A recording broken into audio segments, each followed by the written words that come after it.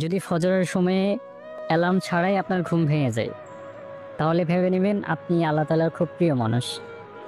যদি নামাজ পড়লে আপনার মনে শান্তি লাগে, কোনো ওয়াক্ত নামাজ ছুটে গেলে আপনার কষ্ট লাগে, তাহলে বুঝে নেবেন আল্লাহ তাআলার প্রিয় বান্দাদের খাতায় আপনার নাম রয়েছে।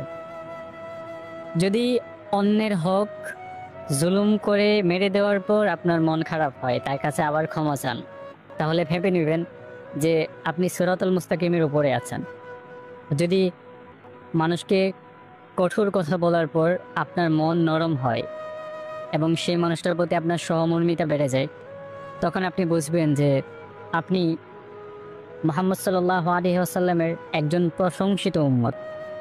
সুতরাং আমরা দুনিয়ার পিছনে ঘুরে ঘুরে যাই অর্জন করতে চাই না কেন, আমাদের সর্বোচ্চ অর্জন হচ্ছে আমাদের প্রিয় রাসূল সাল্লাল্লাহু আলাইহি ওয়াসাল্লামের যোগ্য উম্মত হওয়া এবং আল্লাহ রাব্বুল আলামিনের প্রিয় বান্দাদের খাতায় আমাদের নাম ওঠানো।